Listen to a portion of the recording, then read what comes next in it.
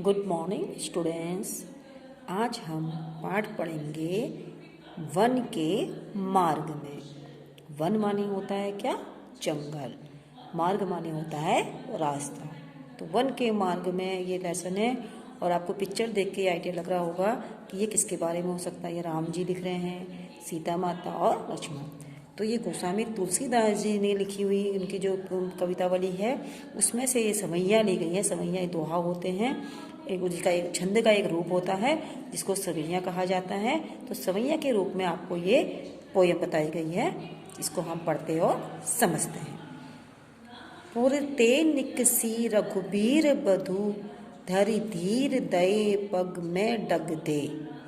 झलकी भरी भार कनी जल की, पुट सूख गए मुरला मधुरा धरवे।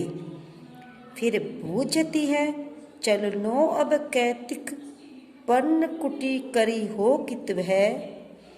तिय की लखी आतुरता पिय की, अखियां अति चारु चली जल चुए। ये कहते हैं कि जब रामचंद्र जी वन में जाने के लिए तैयार हुए थे तो उनके संग सीता माता भी निकली थी। तो ये उस समय की घटना के बारे में वर्णन किया गया कि पुर माने हैं अयोध्यापुरी।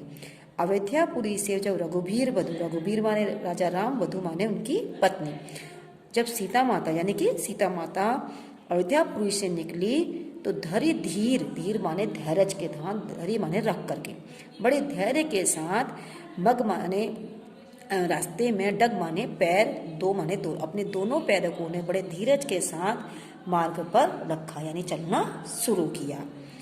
जल की भरी भाल कनी जल की, तो उनकी भरी भाल माने होता माथा। जल यहाँ पे इस जल की तुलना पसीने से की गई है।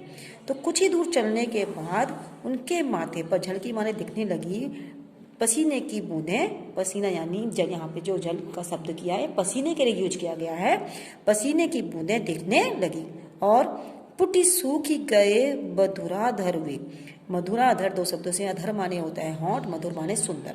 और उनके सुंदर जो अधर हैं, होंठ हैं, जो होंठ रूपी पात्र यानी कि बर्तन मान लो, पात्र मान लो, कुछ भी, बहुत सूख गए और उनके जो हैं सुंदर होंठ सूखने लगे या सूख गए।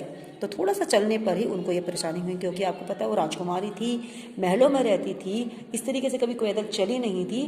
तो इस वजह से उनको इतनी जल्दी दो पग चलने पर ही परेशानी होने लगी। फिर बूझती है, बूझती माने पूछती है, फिर वो पूछती है, किससे पूछेगी वो? श्री राम से।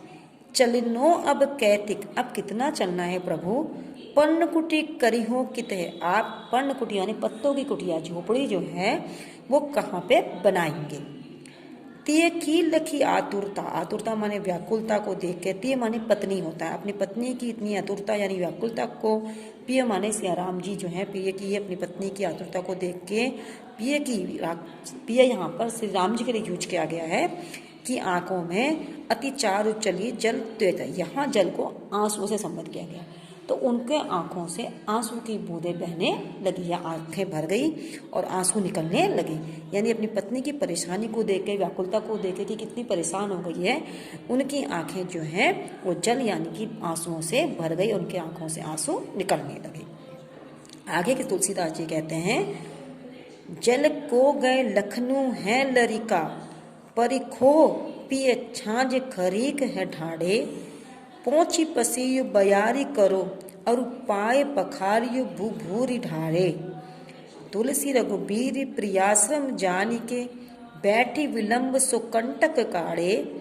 जानकी नाह को नेह लख्यो, पुलको तनु बारी विलोचन बाड़े।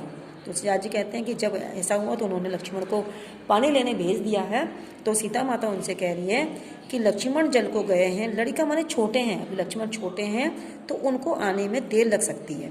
वो जब पानी लेने गए हैं, छोटे हैं अभी लक्ष्मण, आने में देर लगेगी। तो है प्रिय, यहाँ पे वो राम से कह रही है कि है तो प्रिय थोड़ी देर के लिए किसी ठंडी छाँव में खड़े हो जाते हैं या बैठ जाते हैं, वहाँ मैं आपको पसीना पहुँच करके बयारी माने हवा कर दूंगी, और पाँव पखारी जो भू भूरी गर्म धरती रेत पर जो आपके पैर चल रहे हैं वो उनको मैं साफ कर दूंगी, धो दूंगी। तुलसीदास कहते हैं रघुबीर प्रियाश्रम जानी के बैठी हो। रघुबीर प्रियाश्रम माने इस समय यहाँ पे प्रिया शब्द सीता के लिए गया, देखो प्रिय शब्द राम के लिए किया गया तो वहाँ पे प्रिया शब्द सीता के लिए गया। प्रिया की वो ये जान करके प्रिया के आश्रम को कि सीता थक गई है और जब तक अगर मैंने विश्राम नहीं किया तो ये भी विश्राम यानी कि आराम नहीं करेगी। तो वो तुरंत बिना देर करे हुए बैठ करके अपने पैरों के जो कांटे लगे हुए थे उनको निकालने लगे। वो समझ गए कि सीता आराम करना चाह रही है, लेकिन अगर मैं चलता रहा तो ये भी आराम नहीं करेगी, इसलिए वो तुरंत बैठ के अपने पैरों से कांटों को जो चुभ गए थे वो निकालने लगे। जानकी नाह को नेक लखियो पुल को तन बारी विलोचन बाड़े।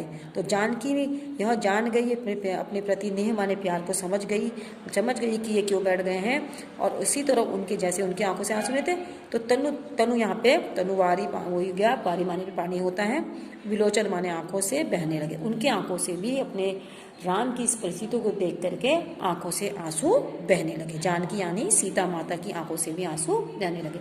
तो ये उस समय की घटना है जब श्री राम जी सीता और लक्ष्मण वन को निकले थे। तो सीता माता उस समय कितनी परेशान हो गई थी, उनके अंदर क्या व्याकुलता हो गई थी थोड़ी देर चलने के बाद।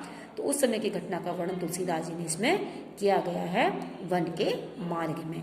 इसे ध्यान से समझिए और आगे हम देखते हैं इसकी बुक एक्सरसाइज।